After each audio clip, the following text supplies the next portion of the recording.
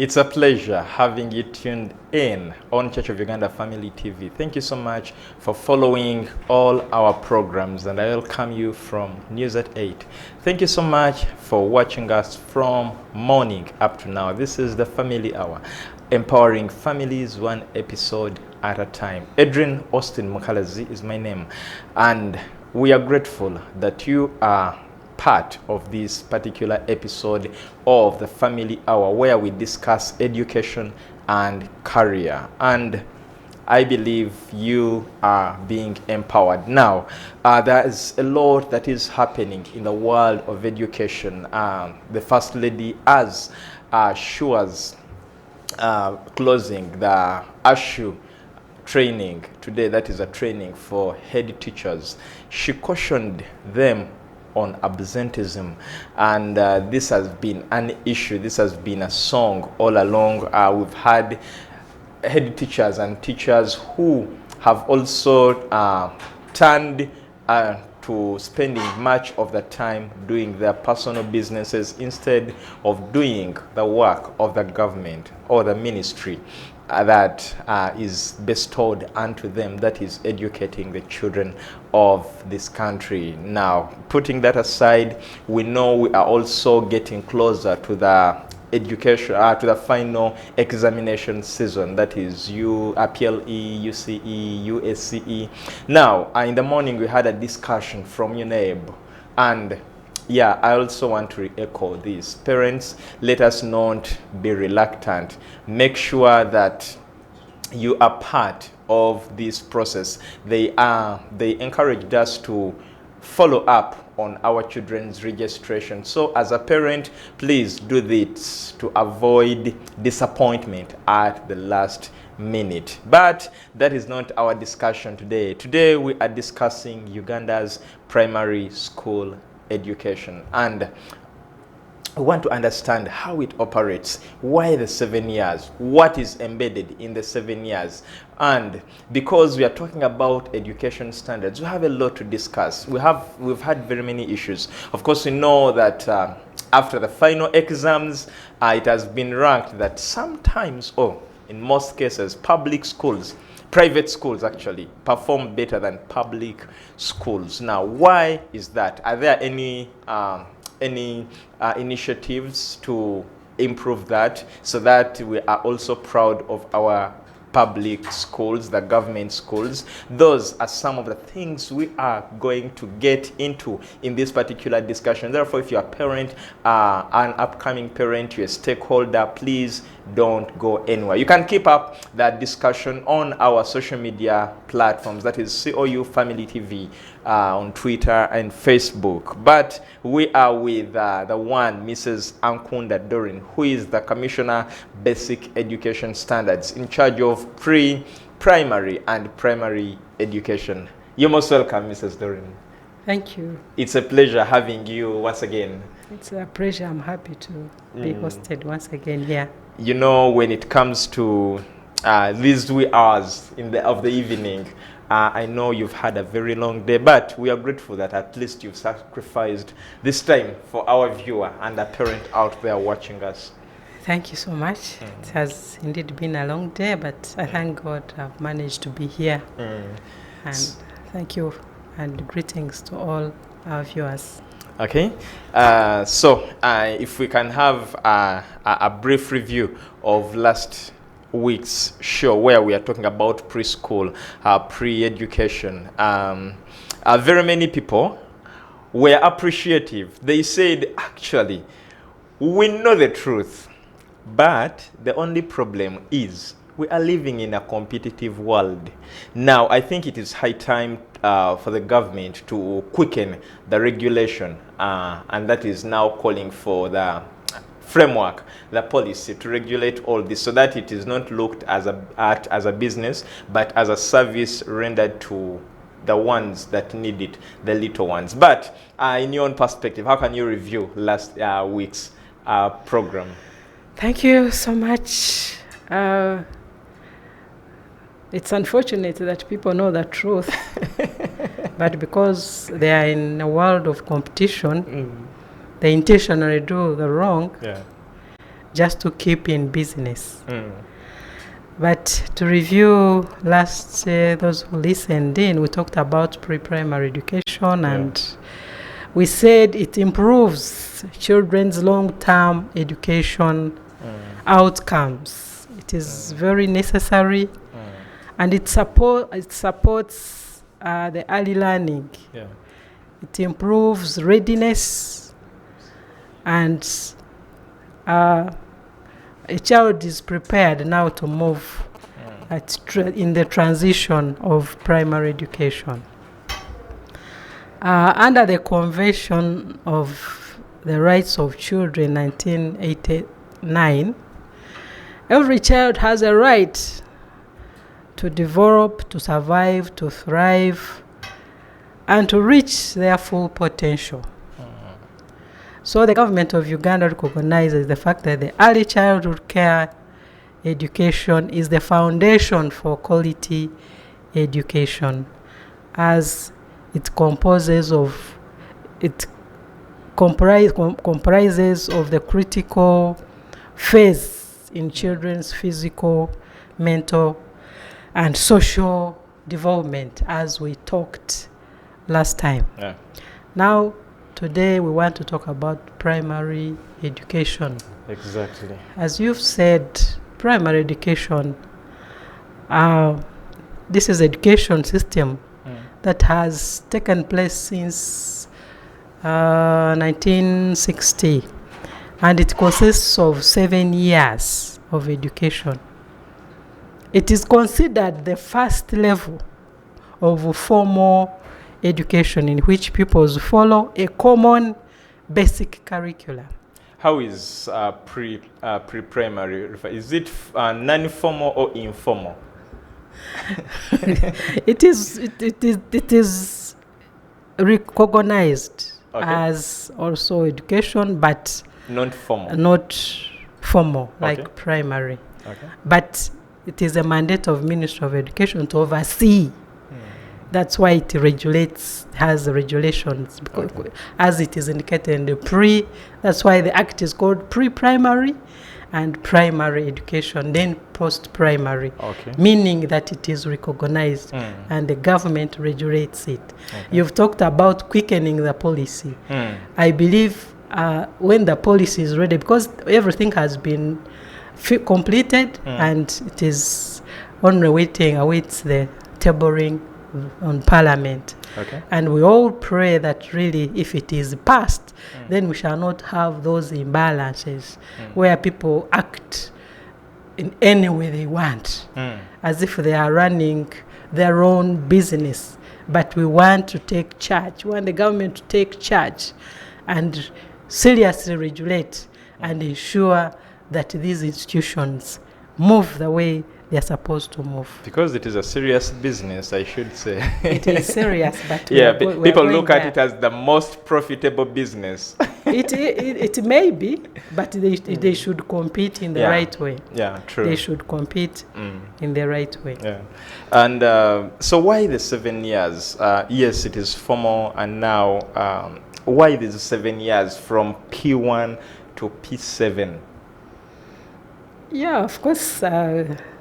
That was decided 7 years. To also have actually categories. There is lower primary from P1, P2, then you have middle, P3, P4, and then upper P5, P6, and P7. Usually, a child who has really gone through this pre-primary is prepared well to join into this formal education. And this was passed, so 7 years. If they change it, then they can change other, but it is meant to be 7 primary, whereby when they complete 7 years, then they are ready to join secondary education, which is 6 years. There is 4 years lower secondary, and then that is from S1 to S4, and then a higher secondary, which is S5 and S6. Okay. Now you've talked about the 7 years being categorized into lower primary, middle, and then upper. Yes. And we've had very many concerns where there are plans of scrapping off PLE being regarded irrelevant. Why? Because even now, I think it's a few places where they require you to present your PLE results. Most of them start from UCE. So you as the overseers of quality in education, do you find this really relevant, scrapping off PLE examinations or? Primary education is very, very important because it's the foundation of all levels. You cannot jump to university without passing through this level. So the fact that maybe it is not asked doesn't mean it is not important. So it is the foundation where children learn literacy, numeracy, communication skills, among others. Because it is from this stage that children are able to learn how to read, how to write, how to do numeracy with mathematical concepts, how to communicate, how to behave, how to do. It is a foundation. It's a very, very, very key. Then when you ask primary education, PRE. Yes. PRE, it is also important, but we are going into now continuous assessment, slowly, because it has primary education. People have taken PRE, people have taken it as they all are tuned to that exam, and they want children to get a 4, and they have left these other core important things because people are teaching examination, which is not the case. And the government provides primary curriculum, which they should follow. But people no longer teach it. As we have talked of competition, people are just teaching exams. Even if you go to a class, instead of teaching the real matter, say things happen like this, you say, in case a question comes like this. So already they introduce a topic, and they are also bringing in questions that are likely to come.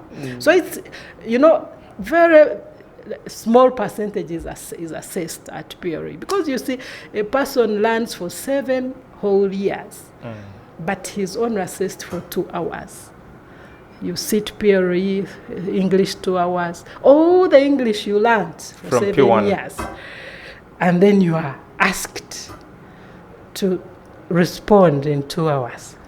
So it's not really very, very important. But it doesn't mean if I don't pass English that I have not learned. Some people console themselves, I have not passed because what I read was not brought. So I think we need to go away from that. And that's where the government is going. Continuous assessment. They assess on every item you do, and then the PRE takes a very small percentage. The government is slowly going there because we are trying to encourage training a whole child.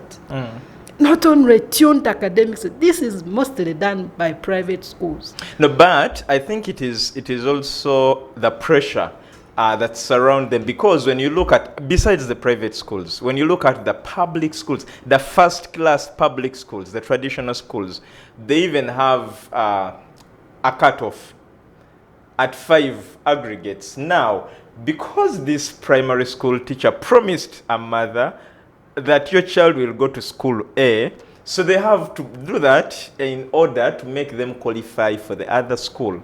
And I think it is still the system, because the system now looks at this person as the one who has achieved. So someone who has gotten all the other aspects with 14 aggregates, they have not excelled. Where will you speak with your second grade? It's very unfortunate. Yeah, a child scores 7 aggregates and you find the child is crying that he wanted a 4. Yeah. Really, let's go away from that. Anyway, the competition, the whole thing is confusing because you find a secondary school, these big schools. Yes. You find a parent kneeling And they say, if your child didn't get a 4, don't disturb. Exactly. So that competition also. Because I want my child to go to the other school. To the other school. But I want to let parents relax. Okay. Some of us didn't go like your primary, we are not in those good schools, we are in UP schools. But really, if you assess schools, and I want to encourage, why should really a child move from distance to another school? I don't want to mention any school. But why can't we work together and improve the schools nearby so that they also offer what we expect from the other school? There are so few schools that everyone wants to go in those schools, and you find people crying, parents kneeling, yet the nearby school could also be empowered to perform. And if teachers, now it takes me to teachers, because teachers go in the same colleges, they study the same syllabus, why can't they perform? Why can't they perform? So that we reduce on this bag, everybody wants to go to Budo, wants to go to, and if you don't go there, it's like you are not studying. Please, let's do what we are supposed to do. Empower the nearest school. So who is supposed to empower these schools? I think the government?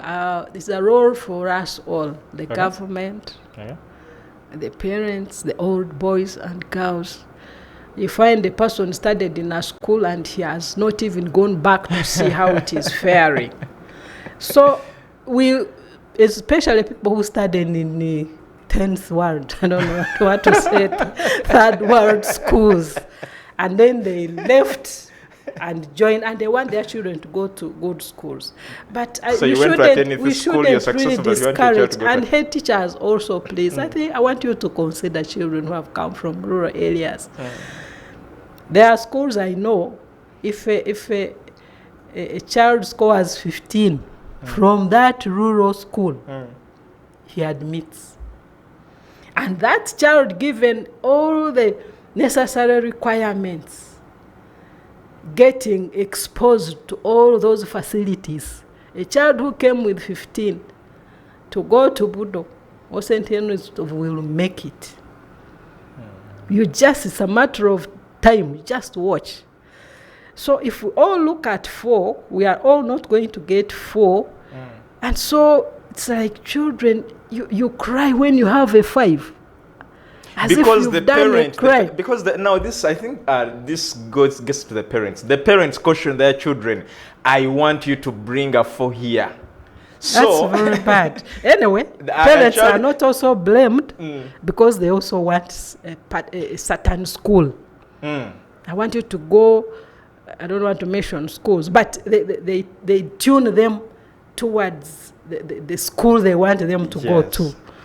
And then children are on pressure.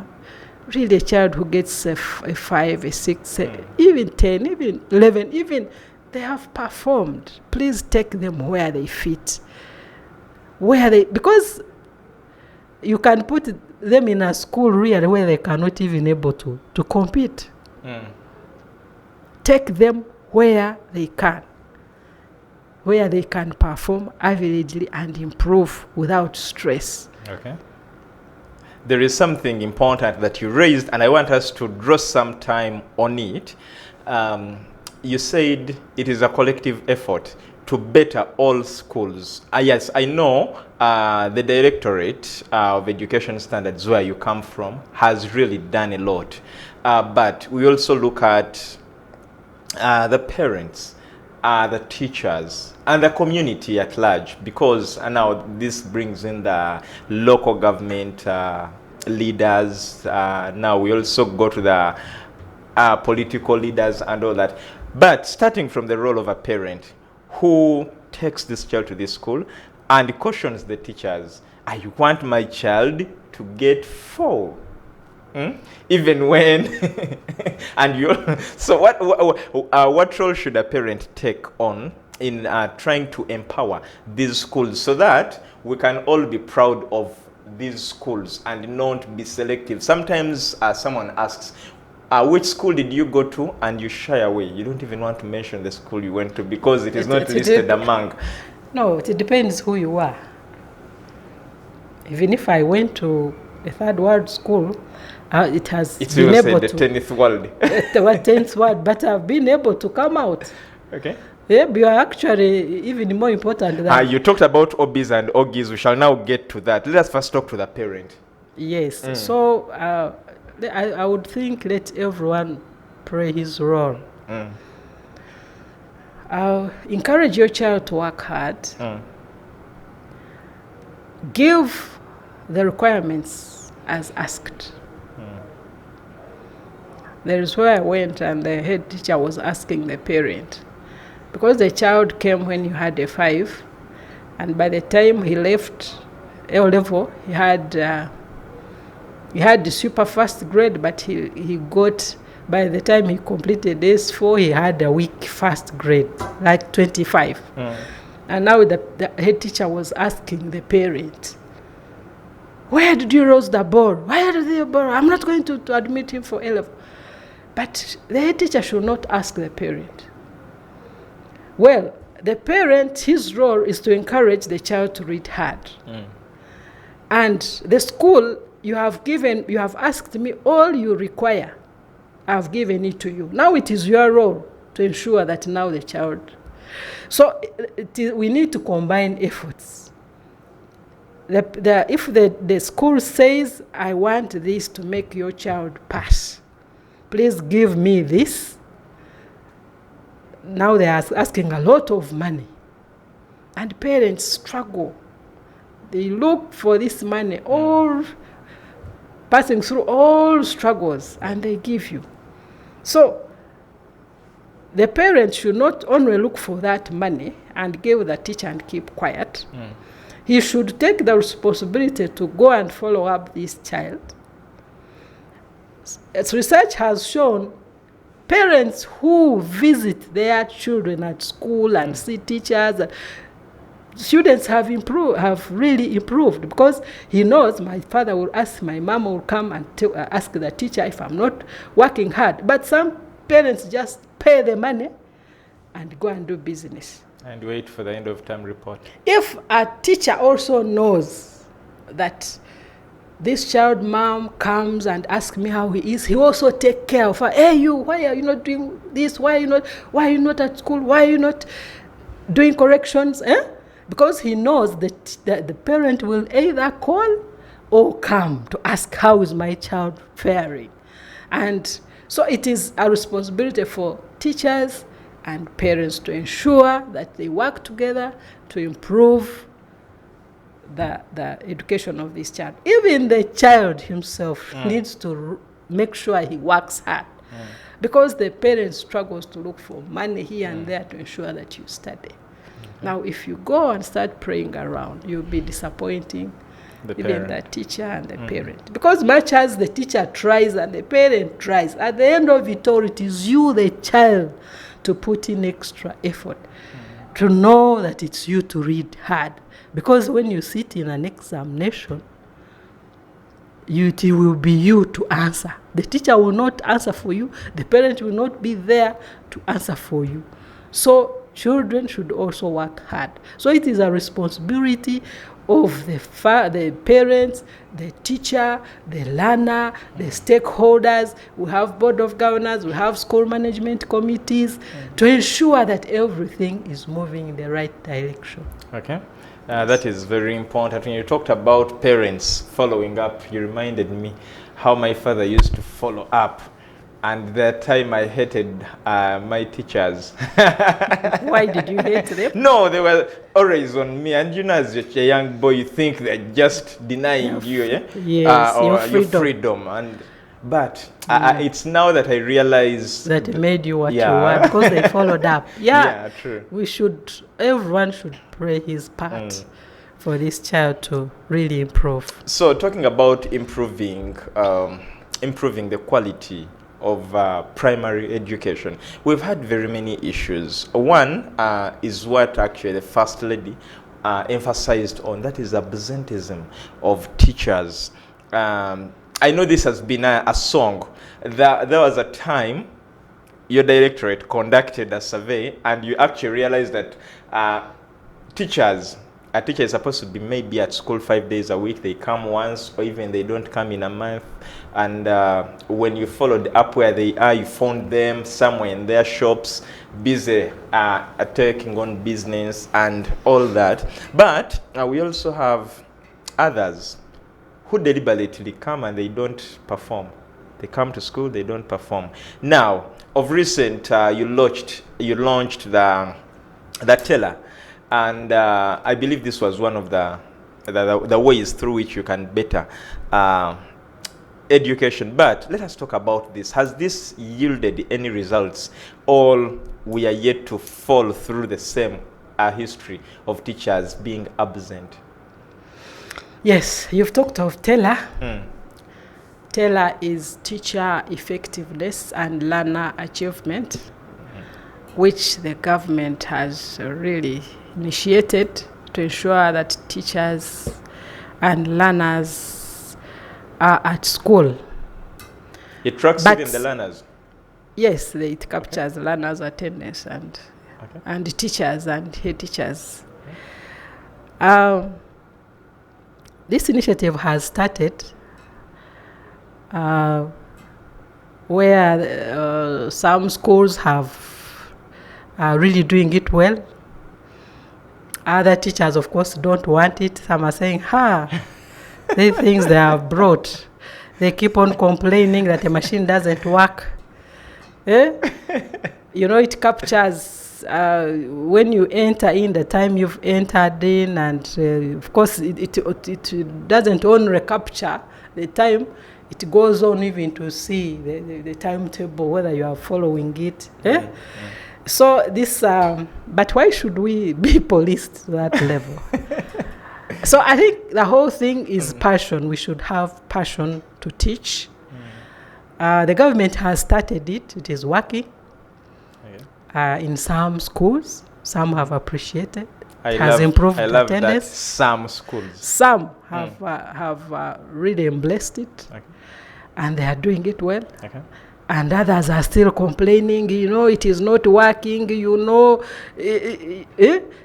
don't know how to use it, yet they were all trained on how to do it. It's a good system that captures attendance.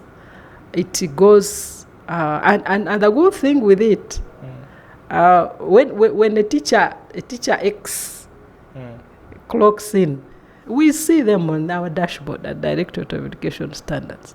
So we are able to capture attendance for all schools. We are able to know who has clocked in. We are able to know which schools, which teachers. Yeah, it's a good system that it helps really most of the schools, and it has improved attendance. And why did we reach that level? Research showed that much as we talked of 7 years of primary level, they realized that by the time pupils go to sit PLE exams, the matter they have learned is equivalent to 4 years. And so like 3 years are wasted. So we said, now how do we do this? So we said, it is the role of the teacher. Learners are absent. Teachers are absent. Head teachers are absent. They report once a week. So everybody is absent. So how do we really do this? Because we can't be there all the time. But that's why this system was really brought on board. And I want to encourage them to embrace it. It's a very good system. It helps you really. The moment you come in, you have to clock in and then clock out. So you've reported yourself. And you have to clock out. If you clock in and you don't clock out, it is as good as not clocking in. Yes. Anyway, we are taking a short commercial break, but when we come back, you'll tell us whether there are any punishments that will be subjected. Oh, last time you said they're not punishments. Okay, are there any are there any measures that will be enforced onto people who have not really performed well in their attendance? Please stick with us.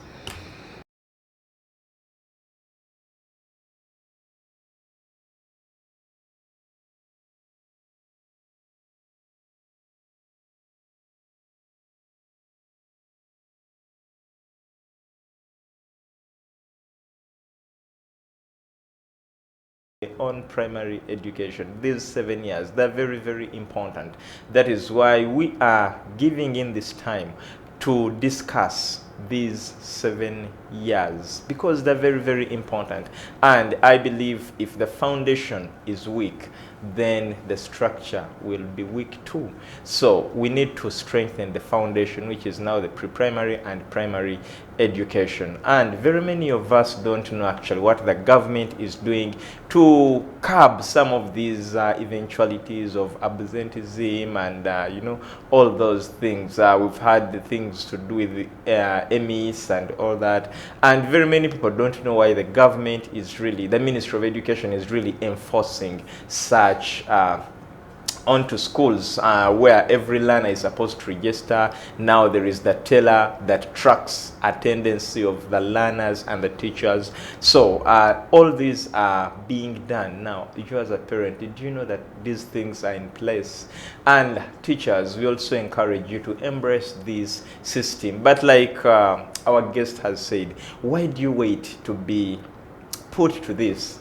No, because we study out of passion now. You should do this out of passion. With passion, you cannot be you cannot be now chased after to do what you are supposed to do. And now, before the break, we really talked about what the Directorate of Education Standards is doing to ensure that there is performance track. Now, there is what we want to discuss, which is very, very important. Now, this is how they ensure that all schools are inspected, because, Mrs. Ankunda, this is now a very, very big problem. We have inspectors in place, but our inspectors have been tagged with something bad. When you see an inspector, then the head teacher or whoever is at school will prepare their pockets to give them some tea, and then everything will be resolved there. I think this is very, very deadly. But good enough we have you. What is the Directorate of Education Standards doing to ensure that all these schools are inspected? Thank you. You started on a wrong note. That inspectors, when they go to schools, the moment the head teacher prepares I've had these stories. Envelope, then they are brainwashed, they forget what they had come to do, and you start talking something different. And some have made it a job. I will go to the other school because I can get something. Yes. So in a week, I'll have my school fees for a child at least. That's very unfortunate. Directorate of Education Standards, we work with inspectors at local government. Okay. Every local government has a district inspector of schools. There is a DEO. There are other inspectors, and the government has encouraged actually recruitment of more inspectors to ensure that schools are inspected. We also have Directorate of Education. We have our staffs at region. We have 4 regions. The headquarters of Directorate of Education Standards are at Kyambogo. We are between the Kyambogo University and National Curriculum Development Center. That's where the Directorate of Education Standards offices are. And so the headquarters staff is there, but we have staffs at regional levels. Gulu, we have staff in Gulu region, and they oversee all the schools in northern region. And then we have other staffs and offices. And they're empowered. They have offices, they have vehicles, they have all the facilities. They have all it takes to ensure that schools are monitored. They are in Mbale region, near district headquarters. The third region is in Central Region in PG, near the district headquarters. So in every region you have staff of like 12 staff. And every staff is in charge of a district. Not one, you find one staff is in charge like 3 districts. They are focal point officers. They are supposed to ensure that the inspectors go to those schools, they sample, they see that all schools are inspected. Then the 4th region is in Western Region. It is based in Mbarara. We have average of 12 staff. They have heads of region at the region who look after the other staffs to ensure that that region is properly covered. So the inspection is intensified to see that all schools are monitored. So if they join the staff at local government, actually we said each school should be monitored at least once. At least. It can be monitored twice or depending, but at least each school should be monitored once. Once a term? Once a term. Okay. To ensure that there is teaching and learning. Because I think that is the most important thing. When you go to a school, you go to check whether there is teaching and learning. And of course we added that word. Is teaching effective? Are children achieving? That's what actually the word teller comes from. Teacher, effectiveness, and learner, achievement. So the teaching has to be effective for the learner to achieve. So those inspectors go down and they give us reports. And for us, we make a national report to ensure that really, to see how the situation is on ground. Okay. Now, you talked about something that is really, really more appealing. Now, you talked about all these people, the inspectors that are on ground. Actually, someone told me they even have a system they use to track all these details. When they track, for example, if maybe they come to a school and there is absenteeism, maybe the teachers are not around, the learners, or maybe, there is a lot of impromptuness at a center. Who do they report to? The DIS, or they report to now the center supervisor of the DES? The district inspector of schools. Now you are asking our staff? Yes. No. Who do these the inspectors of schools? The inspectors of schools, they have their supervisors who are the DEO. They report to the DEO. So it's the DEO and then that the reports DEO to. reports to Chief Administrative Officer. Oh. And these reports are supposed to be disseminated. Okay. Whatever is found, there are parish chiefs, there are sub-county chiefs, there are all stakeholder councillors, sub-county councillors. You can't fail to tell them there is something wrong in this school. Okay. The head teachers are not there. And by the way, serious councillors report, because there is school management committee. You see them coming to the district. By the previously I was at DEO.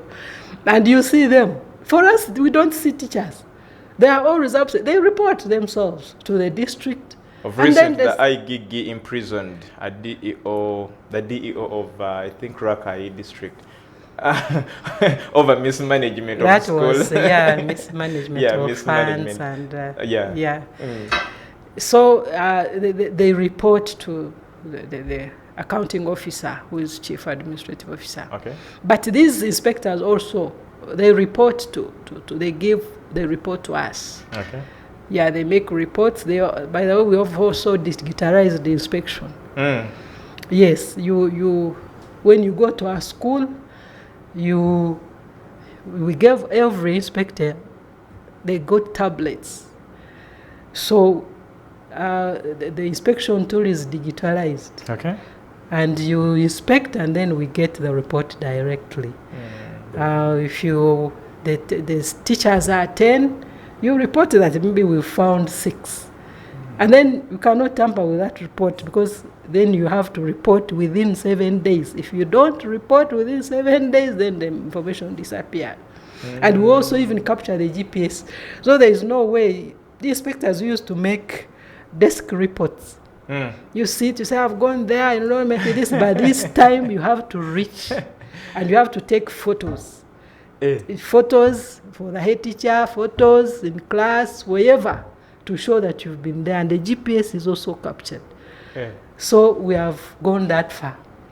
It is indeed very serious. So with the availability of all these, I know all this is aimed at improving and bettering standards and quality. Yes. But how comes now the performance in public schools is still disappointing, even with all these resources? Because I believe these people report, and when they report, do you even take action? Because up to now, you realize each time UNEB releases results, public schools really have the performance, the bar is really very, very low compared to private schools. But all the things we are putting in place is to ensure that quality improves. Okay. And there is some improvement. And we are not yet there, but we shall reach. Because we've sensitized our inspectors to do their work, all the things we are talking about, we've talked about it. Yeah, we've really inducted them into how best they can do their work. And we've realized, research has shown that really even public schools can make it. Yeah. And we've realized that a head teacher is the school. It all depends on the head teacher. If where there are serious head teachers, children have performed. We have public schools which have made it. Where the head teacher is always there, the head teacher makes sure teachers are there. The head teacher makes sure teachers prepare. They come in time. They have lesson plans. They have schemes. They have instructional materials. They are doing what they are supposed to do. Children have passed because the curriculum, the syllabus is the same. So if you ensure that you have covered the syllabus, and you have, there is no way children can fail, because they don't ask, UNEB doesn't ask questions outside the syllabus. So if each school could make sure that they finish the syllabus, we've realized that public teachers in government schools waste a lot of time. Because the calendar is normally issued, and it talks of days in first term, whether they are 68 or 69 for the days in a term, then the second term, third term. The calendar, government always issues a calendar. But we realize in government schools, they always waste time. And this, again, concerns also the parents. Because if the days are numbered, for example, 69, the term one has 69 days. And then the first week, you find teachers are saying we are still settling down. the numbers, first day. And private schools, for them, they have already started. So government schools waste a lot of time.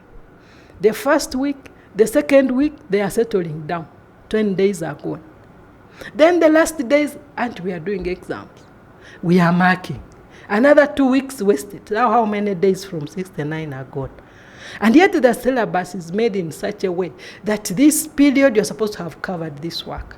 So 10 days, then other 10 days, those are 20 out of 69. Then there are other days where you are sick, the head teacher is not around. You find public schools concentrate like 20 days. out of the gazetted days. So you cannot whatsoever finish the syllabus. So that's why we are here really to encourage teachers not to waste time. You try it. There is no, at Directorate of Education we say every child matters and every child can achieve, provided he's given all the necessary matter he's supposed to achieve. Every child matters and every child can achieve. That is our slogan, Directorate of Education. So we don't want any child left behind. And so teachers, please come on board and teach these children. Because even you don't know the child you are teaching, after all. I always tell people, my teachers in primary didn't know that in class they had a commissioner. So you teachers, similarly, you don't know the children you are teaching. So handle every child and make sure you give what is required for them to get, and make sure it is your role to finish the syllabus. Okay.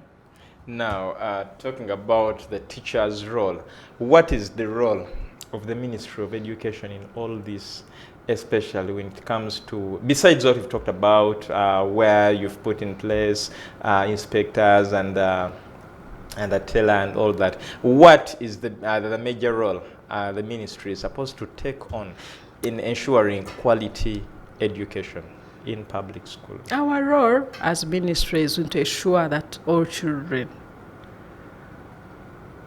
receive what they are supposed to receive. Because the government pays teachers. All teachers of government are paid monthly, whether it is a holiday or not. I've been telling teachers that they are the most fortunate employees. Mm-hmm. Because they are even taught, they are even paid when holiday. Children have gone on holidays. I don't want to say teachers go for holidays. Teachers are not supposed to go for holidays. There are children who go for holidays. Okay. So even when children are on holidays, teachers are paid. So you are supposed to keep preparing.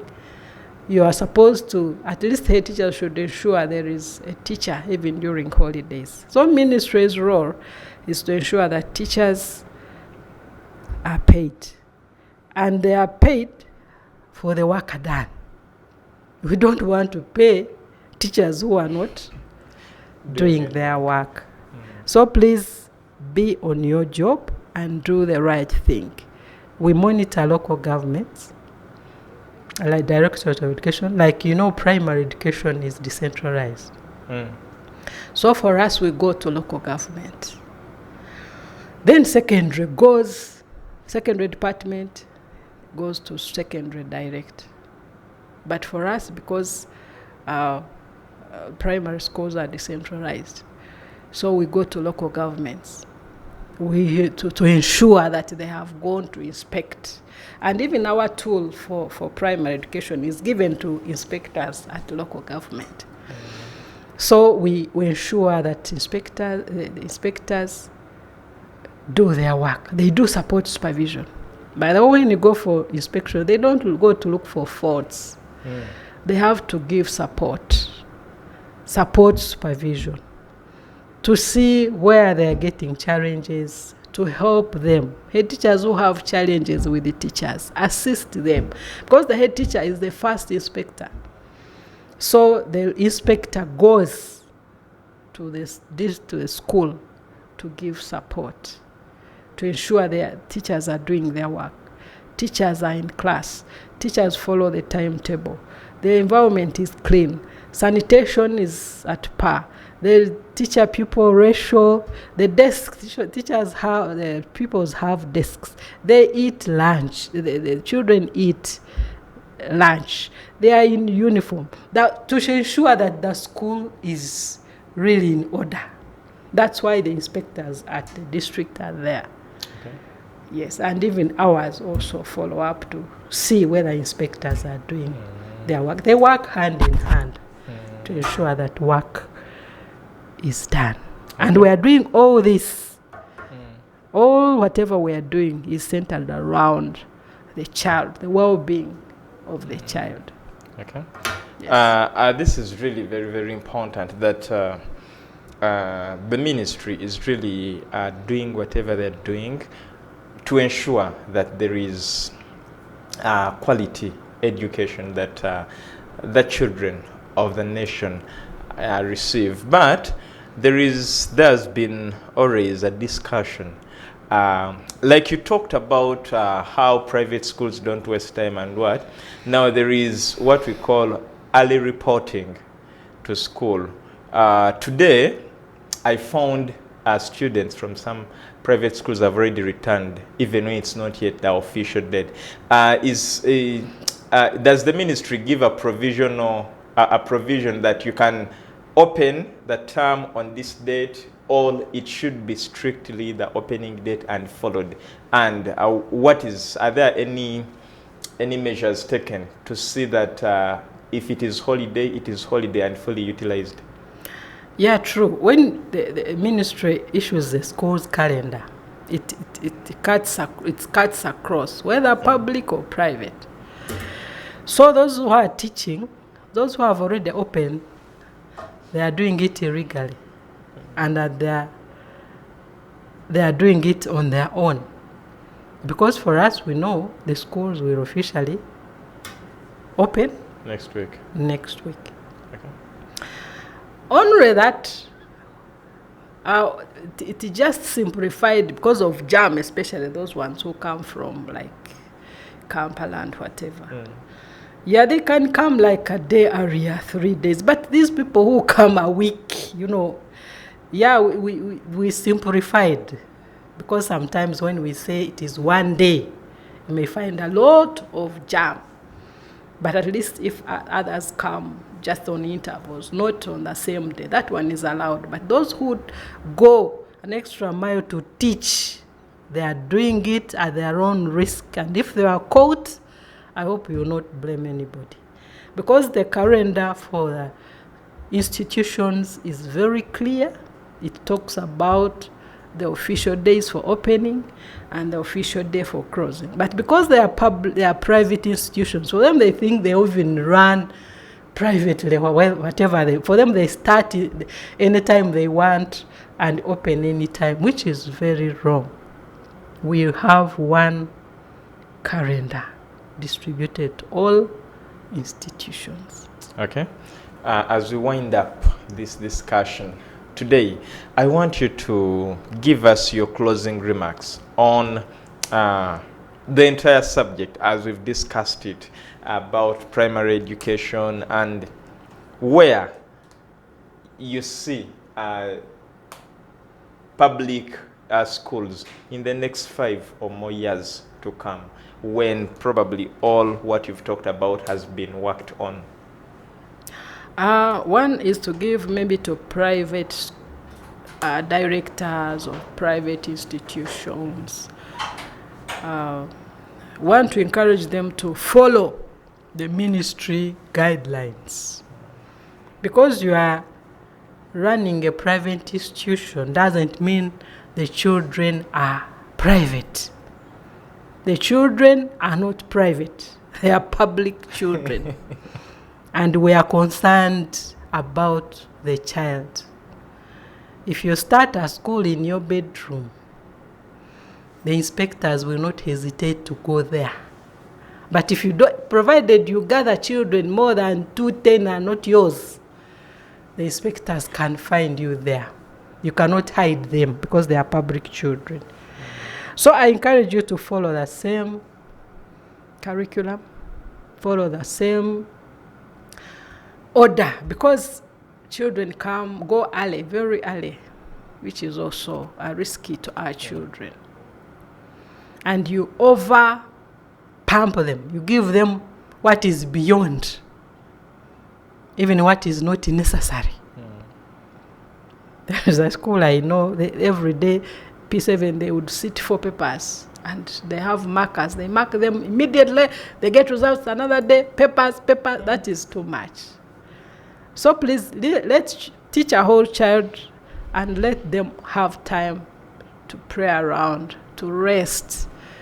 Sundays, Saturdays, give them time to rest. Then I want to appeal to government schools that you can also make it. It is very possible. Just dedicate your work to your class, to your children, and know that those children have been entrusted to you. So please, give them all you can.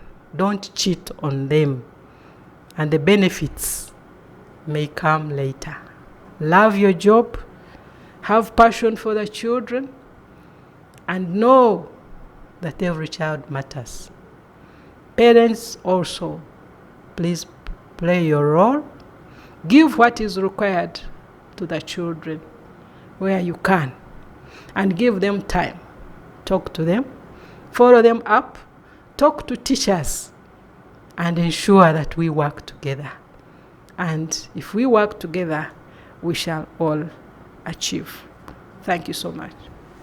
We're indeed grateful, especially when you ended by saying, if we all work together, we shall all achieve. I believe we would all feel happy if when our children go to public schools, they can find their quality education that sometimes we look for in the private schools, but it is a joint effort. Let us all do our part. Thank you so much for watching Family Hour Monday edition. Edwin Austin Mukalazi is my name. I've worked with Brinko Ategeka and Momoza in transmission, and of course very many other people who put things together to see that you have this image right there in the comfort of your living room or wherever you're watching us from.